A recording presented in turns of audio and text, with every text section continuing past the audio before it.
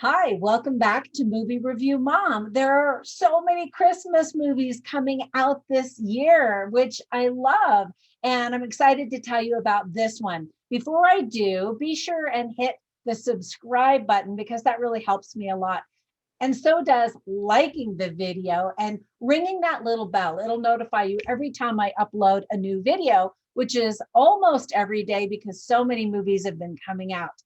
Okay, so the movie I'm reviewing today is The Christmas Chronicles 2. This is rated PG. It's an hour and 55 minutes.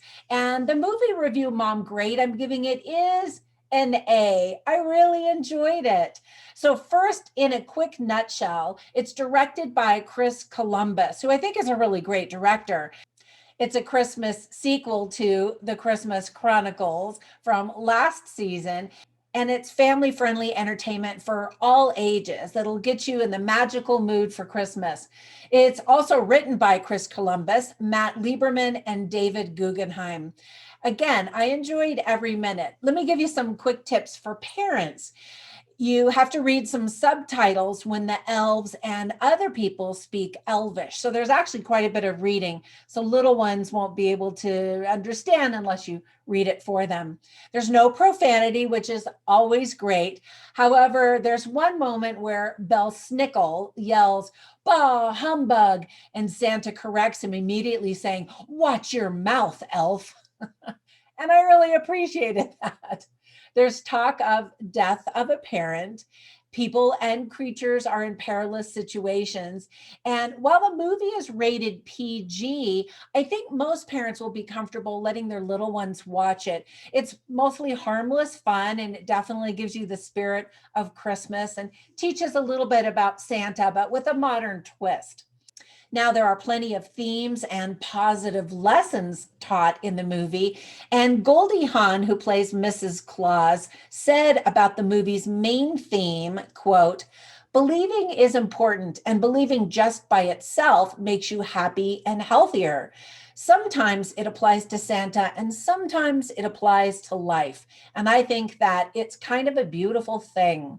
End quote. So there you have it. Other themes are marriage, family, parenting, forgiveness, courage, and then a couple of other lines that point out themes of the movie are one spoken by a boy in an airport. He says, "Christmas isn't about where you are, but who you're with." And then Mrs. Claus also says, "The hero was always inside you." So I really like those messages to kids. Now, there were plenty of other things I really liked about the movie. First of all, I've been a fan and had a mild crush on Kurt Russell ever since I was a little girl and watched his movie, The Computer Wore Tennis Shoes. That's a really old movie. I don't know if you've seen it, but it's pretty cute. Classic Disney. Now, I don't remember the first time I ever saw Goldie Hawn, but I really love her too. And I love seeing them together. In fact, this is the very first time that they've been in a movie together since the 1987 version of Overboard. I know that there was a recent remake, but theirs was a classic and just really, really fun. She made a quick cameo at the end of the first Christmas Chronicles movie. And at the time, they hadn't thought about even making a sequel, but she gets plenty of screen time in this movie and she does a really good job. It's just really nice to see her. She's in her 70s, so good for her. She said making this movie with Kurt was a bit of a honeymoon. Now, technically, they've never been married, but they've been together for decades. And it seemed like they really enjoyed making another movie together. Now, in the first movie, The Christmas Chronicles, Kurt Russell got to be in a jailhouse rock musical sequence. In the sequel, he sings a Christmas duet with Darlene Love, which he said absolutely terrified him. He nails it. He makes for a very kind, loving, and yet tough and very cool Santa Claus. Now, if you like New Zealander actor Julian Dennison, you might also enjoy his performance in Once Upon a Deadpool, which is the PG-13 version of Deadpool 2. And in that movie, he also plays kind of a troubled teen. Hopefully, he's not going to be typecast in these types of roles. He's been in other movies as well. They talk about seeing the Mayan ruins in Tulum, Mexico. And unfortunately, you don't get to see them. You just hear about people that are going to go see them. I got to go many years ago with my husband, and it was just amazing. So be sure and put that on your travel bucket list.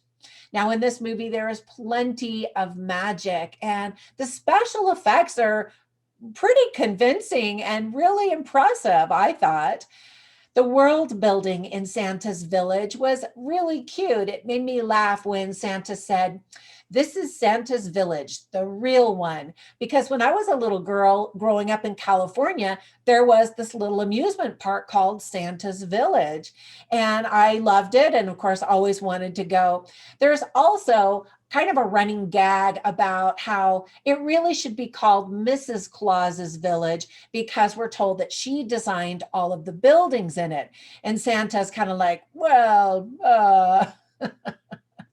And Santa explains in the movie, if you combine Amazon, FedEx, the Postal Service, and UPS with every manufacturing company in the world, and they quadrupled their output for the entire year, well, you just might be getting close to what we can accomplish here in Santa's village in a single day. So it's just a magical village, and there are just a lot of cute and funny things to look at and enjoy. I love that there is a touch of Jesus Christ's birth in the story. Very few Christmas movies actually mention Jesus Christ to avoid the sensitive subject of religion, I suppose. But Santa explains that the star on top of the Christmas tree in Santa's village is a sliver of the Star of Bethlehem, which powers the entire Santa's village. And I thought, all right, that'll do. It's better than nothing. And it was respectful. It was something. This also might be the very first time I've ever watched a Christmas movie that talked about how the legend of Santa Claus came to be when he was a bishop in Asia Minor, which is Turkey. And so I thought that that was an interesting aspect of the movie.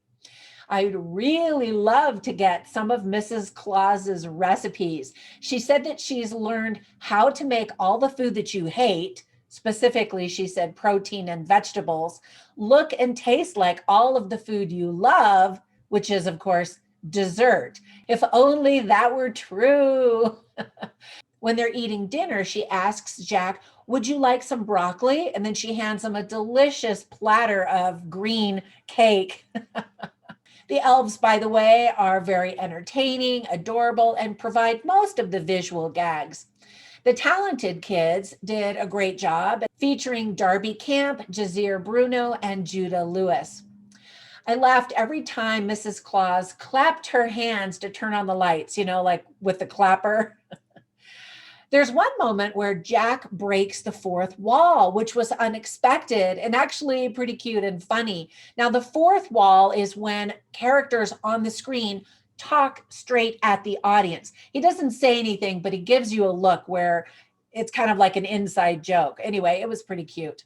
I love it when directors include a lot of little details and small touches that really add to the richness of what you're seeing on the screen. For example, notice the movie that's playing in Santa's Village on the theater marquee. I won't say anything, just look for that. You'll learn a little bit about the Icelandic legend of the Yule Cat, something that most North Americans have never heard of, or at least those of us in the United States. And then there's lots of action that propels the story forward. Now, there were only a couple things I didn't like about the movie. And first of all, I just kind of rolled my eyes and thought, what happened to Better Not Pout? Darby Camp, who was in the first movie, plays a character who's whining because she has to spend Christmas at a beautiful Mexican resort in Cancun, Mexico. Most of us would quickly trade places with her if it weren't for COVID travel restrictions. Am I right? Of course, you have to have something that gets the story triggered, and that's it. The movie gets right down to business without really giving you a lot of information or even a recap of the first movie. So, if you haven't seen the first movie, you still can absolutely appreciate and enjoy this one. But it would have been helpful to know some backstories. All right, now I always write down funny lines and inspiring lines or insightful lines as I watch the movies, and I share them on my website, moviereviewmom.com. So you can run over there and check out the full review and even enter a contest to win prizes. So I'll share just a couple of them with you right now. So two of the children get magically transported to the North Pole, and I won't tell you how that happens. But Kate, played by Darby Camp, looks around and says, "I don't think we're in Mexico anymore." Which is just a cute reference to The Wizard of Oz when Dorothy says, "I don't think we're in Kansas anymore." And little kids may or may not catch that.